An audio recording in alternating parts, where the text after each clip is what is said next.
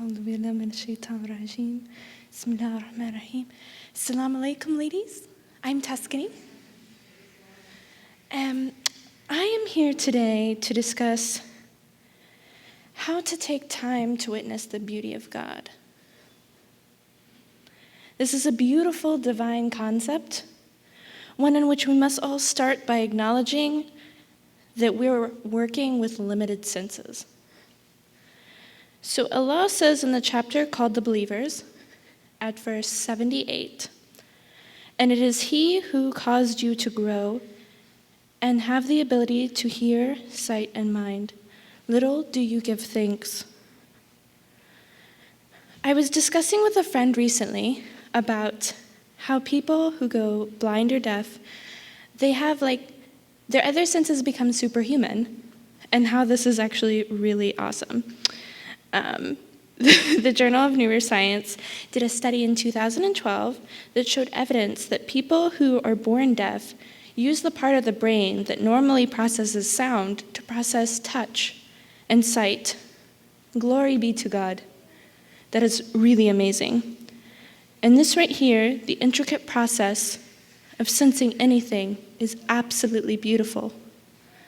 Even the losses of senses in this life can be a gift from God. Indeed, the Prophet Muhammad, peace and blessings be upon him, said that Allah said, "If I deprive my slave of his two beloved things, or his eyes, and he remains patient, I will let him enter paradise in compensation for them."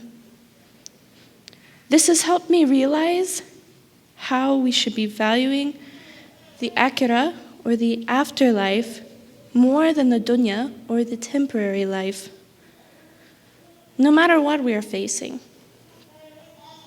We are commanded as believers to use what senses we have to witness the one who created these systems. Allah is limitless. He is beyond full comprehension, time, and space. I often myself struggle with finding time for God, and I know that sounds horrible, but I'm just being honest. I have a tendency to work my prayers into my day than to work my day around my prayers. Sometimes things don't work out as well as I hope.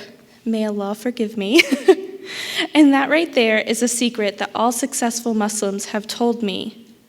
They fit their day into their prayers. And when you make time for God, God helps everything else fall into place. Well, but for those of us who want to understand God a bit better, what can we do?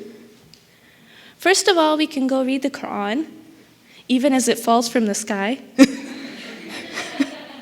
This is the kalam of Allah. This is the speech of God. And it's very accessible in this day and age, which I'm super thankful for. If you don't have a Quran, but you want one, you can go to Quran.com and read it anytime. They recently did an update, actually, where you put your mouse over the Arabic word, and it'll tell you, specifically what it's translated to. You get a word-by-word thing of what you're reading. It's awesome. Here at the Women's Mosque of America, there will be an upcoming Quran literacy program, God willing, that will be using the Muhammad Asad translation. And that's going to be really awesome. I'm super psyched for you guys. Good Word Books, commonly known for their, they do a lot of dawah programs and stuff like that, work with MSAs. They have a Braille edition, actually. So even if you can't read a book that perhaps uses the regular text, you can access a Braille edition. And there's also the Quran in Sign Language is available on YouTube.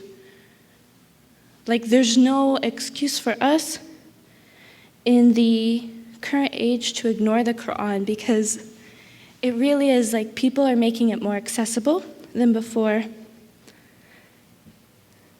Secondly, we can practice more mindfulness in our daily lives.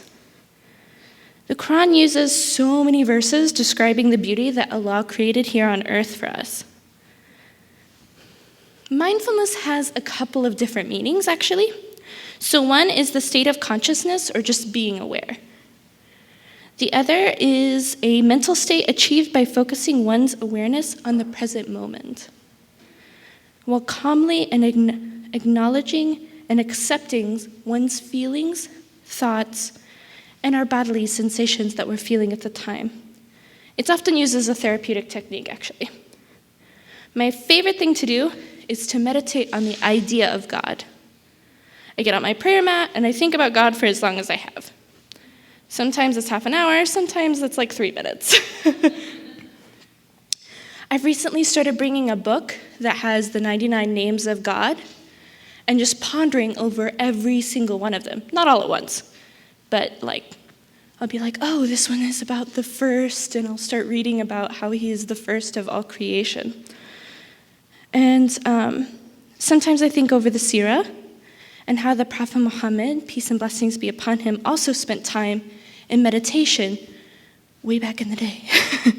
Perhaps not meditation in the mainstream sense, but he was alone in the cave of Hira whenever he first received revelation.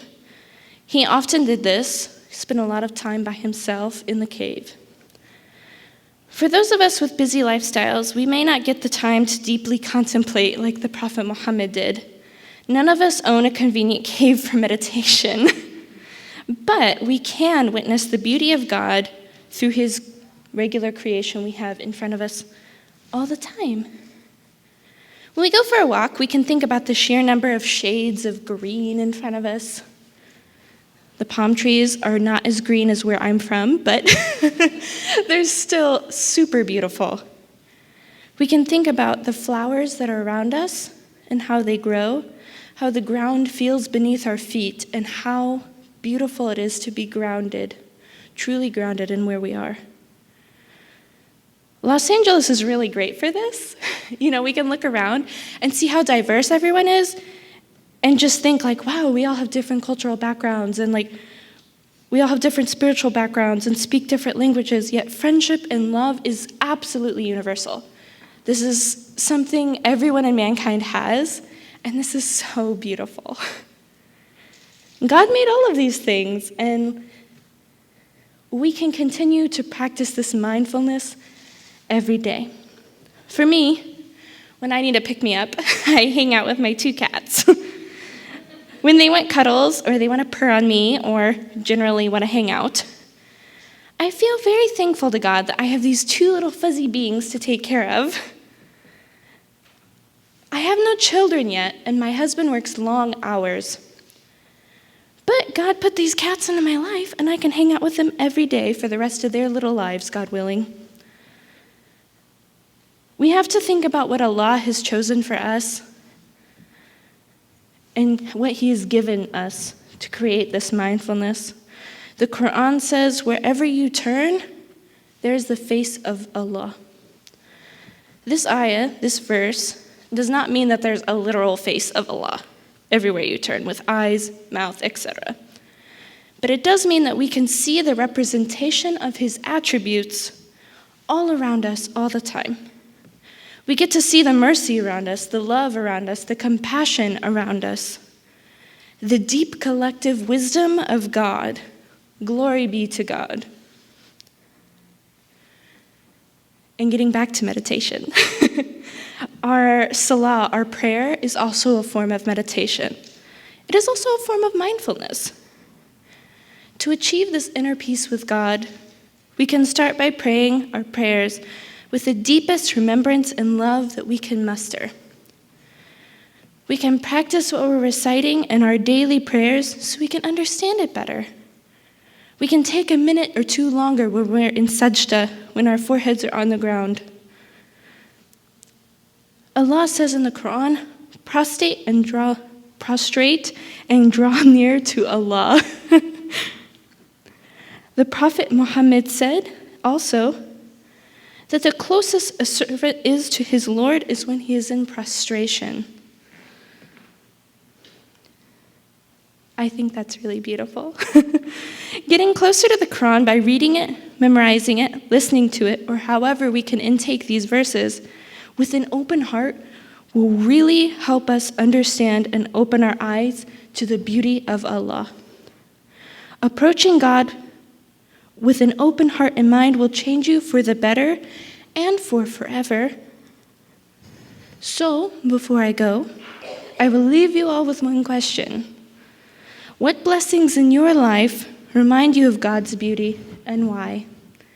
Thank you.